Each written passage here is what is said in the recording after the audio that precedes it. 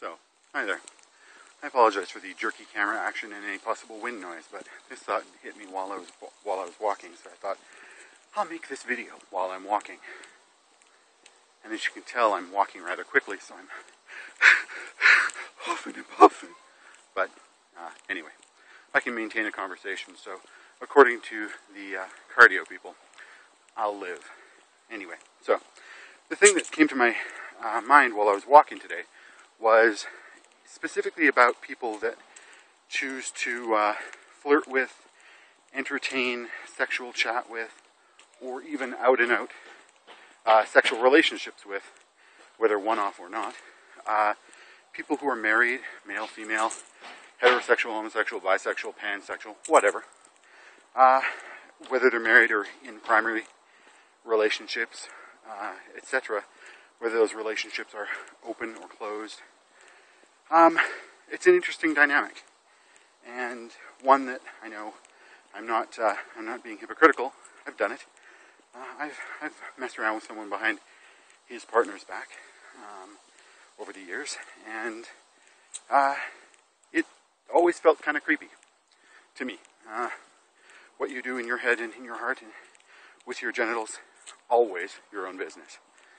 But one of the things that came up just recently was a reminder of someone that I was involved with in the past, who I didn't realize, unbeknownst to me, they thought our relationship was far more open than it was.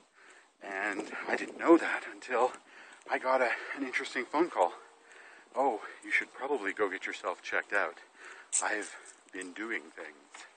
And it really sort of threw some cold water on my laissez-faire attitude about outside sexual partners, and oh, everybody's trustworthy, and if I'm involved with them, they must be beyond reproach. But basically, the human psychology is, if I can get away with it, I probably should try it. And so long as I don't get caught, so long as nobody catches anything, well, it must have been okay. Meant to be, right? Right. Anyway, but one of the things that came up around this is, if someone is willing to lie to their partner about you, do you not think, again, standing in the cold, harsh light of human nature and our selfish genitalia and lustful needs, that they're going to lie to you, or be just as willing to lie to you about everything from their HIV status, their sero-sorting status? Oh, I always practice safer sex if I know the person's HIV positive. Well, you're assuming that the people they have sex with tell them the truth. And again, like I said, you're assuming they're telling you the truth about their own status and behavior. And again, it's not to stigmatize HIV. It's just sort of one of the big bugbears right now. Bears. But I mean, the same thing goes for herpes or HPV or any of the other things like that. But very often we have a kind of a laissez-faire attitude. Well, if I can take a pill or get a shot, well, it's practically not even a thing. Well, if you're a partner of someone who, practices unsafe or unauthorized, or I'm not sure what the right word would be, but has sexual contact, unprotected sexual contact, there we go, or even, honestly, protected sexual contact, because that's kind of in the same boat whether or not, they get caught. They're still doing it. So if somebody's having sexual contact outside of your relationship, what's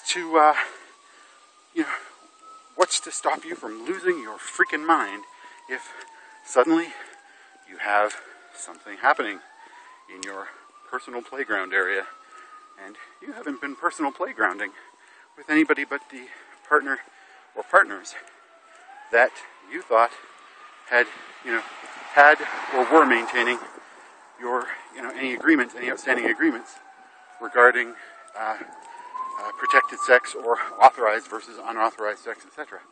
So, that would be, like I said, for me it was a kind of like the cold or the ice water challenge, the ice bucket challenge. Kind of like, oh my God. because based on what I had understood my relationship with this person was, I was practicing unprotected sex with my other partners who were, to the best of my knowledge and subsequently confirmed, yes, they were practicing no outside sexual contact, or any sexual contact was firmly protected and within the agreements of our relationship.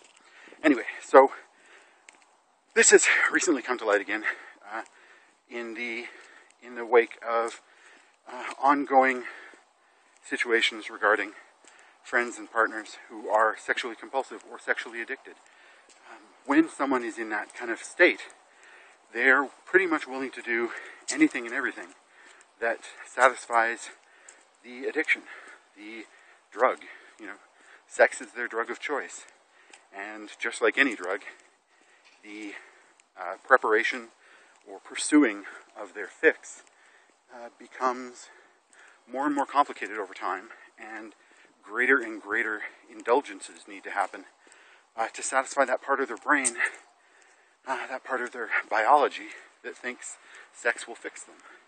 And again, human nature being human nature, they will ignore the fact that the last 999 times they did this dangerous, risky, illicit, secret, sneaky,